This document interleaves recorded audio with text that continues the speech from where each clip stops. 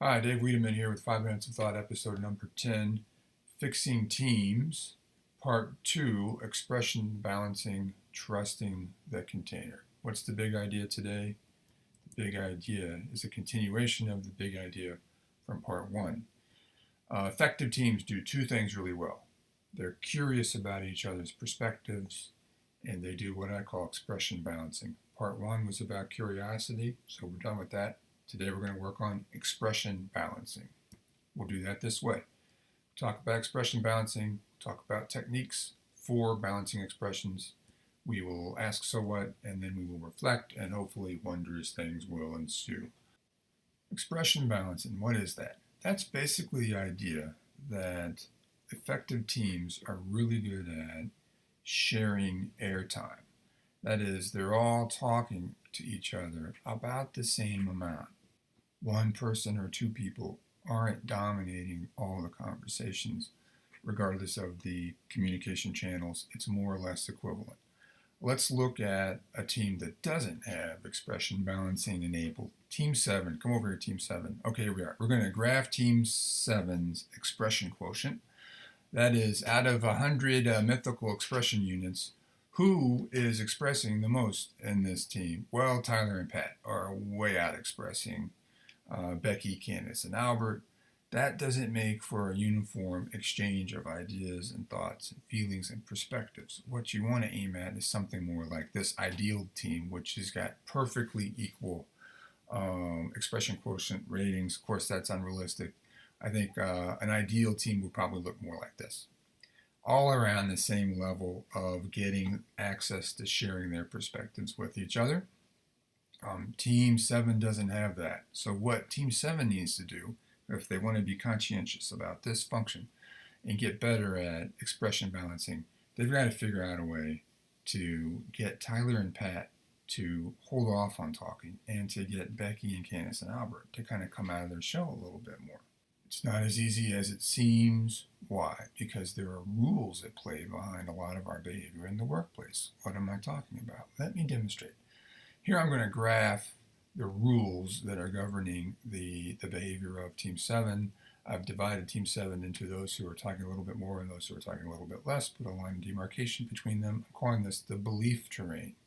The people at the top are talking not just for fun, but because they have a kind of a need to talk. What am I talking about? They have a kind of a rule governing that behavior, and it looks something like this. If I don't express what I'm feeling, I'll feel unimportant, I'll lose control, I'll have to live in the discomfort of holding on to these ideas I want to say that I can't say, etc., etc., etc. And the people on the below the line have a corresponding rule that looks something like this. If I do express what I'm feeling, I'm going to get ridiculed, put on the spot, have to confront those guys above. And these two rule systems aren't just governing the behavior of the two groups, but they're connecting in a way or shaking hands or interlocking in this way. If I'm a person that has a need to express, I'm actually going to be looking for people who don't have the need to express because they're going to let me do it. And vice versa. If I'm a person and I don't really want to be put on the spot to say what I'm thinking in any given moment, I'm very happy to have another person whose motivation is to fill this space with words. You can see that these kinds of situations could go on forever because they're sort of self-reinforcing. But it's not a great thing. It's something we have to think about changing because, why? Because of this. Here's the universe of ideas, feelings, thoughts, projects, problems, concerns, strategic plans that are available to us at work.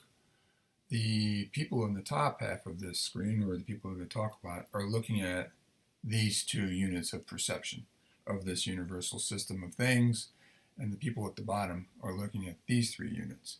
And that's what you want. You want a team's worth of perspective on the universe of possibilities and ideas and concerns. That's what's going to make you effective. The broadest swath possible of knowledge and perception and engagement in the world of ideas. But the problem is that if a subset of the team is doing most of the talking, then you're not getting 5 circles worth of perception, you're getting something like this. You're mostly getting the perspectives of the people who are doing most of the communication. Even if they're the smartest people in the world, you still need to supplement their perspectives with those of the rest of the team.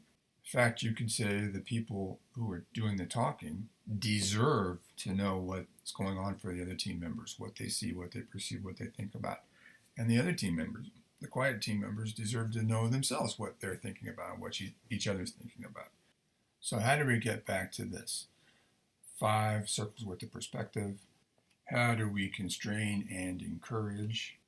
I'm going to share one technique. I'm borrowing this again from my favorite alternative governance methodology, sociocracy. This is called rounds. It's a simple idea, but it's really powerful.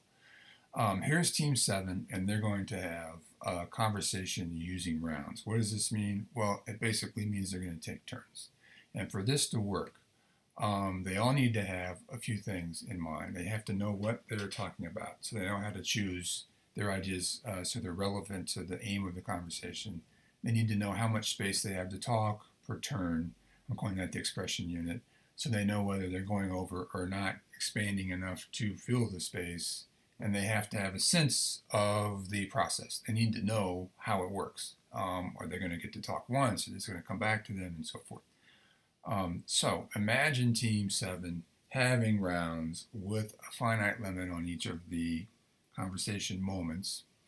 And let's take a look at how this would feel for them. I'm going to graph this by measuring kind of their desire to talk versus the space they have allowed to talk. And we'll start with number 1. And number 1's a person who has a desire to talk a lot. Rounds in a limited finite turn is going to limit her. She's going to have to do a couple things. She's going to have to, 1, choose from the breadth of things she wants to talk about, the most relevant things to fit into the space. And 2, she's going to have to be uncomfortable while the rest of the team takes their turns, because she's going to have these ideas that she is driven to express that she has to hold on to. Here are the feelings for the other members of the team. Number 5 has a similar problem to number 1, but 2 through 4 have the opposite situation going on. They're going to be in tension just to fill this space. They're going to be asked by the process to go inside themselves and dig out a little bit more than they would normally want to share.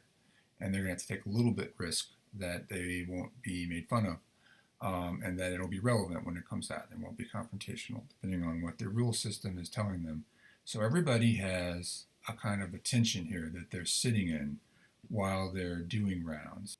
In fact, you could say that rounds are as much a tension holding container as they are a conversation help. The process is requiring everybody to change their behavior a little bit, to feel a little bit uncomfortable, and it's asking them to trust that the container will take care of them. That's why we call this trusting the container. Okay, so we're at the so what. So what, Team 7 versus ideal team. Team 7, ideal team in terms of expression balancing. Here's the so what. Effective teams do 2 things. They expression balance. They encourage people that aren't communicating as much to communicate a little bit more. And they encourage the people that are communicating kind of too much and blocking out the others to reduce a little bit so that they're sharing perspectives. And they also build containers that enable this and that create a space that people can explore these new behaviors. They trust those containers. Let's pause and reflect. Did this trigger any thoughts, ideas, feelings, or nuances? Grab those, think about them, and you may be on your own learning cycle. Second invitation, cubicle challenge. If you really like this, pop up from behind your cubicle and see if you can't explain it to the person in the next cubicle like this guy just did. We talked about expression balancing today. We gave one technique for expression balancing. We asked, so what? And then we reflected. And hopefully wondrous things ensued. This is Dave Wiedemann. This has been 5 Minutes of Thought, episode number 10, part 2, Fixing Teams, Expression Balancing, Trusting the Container.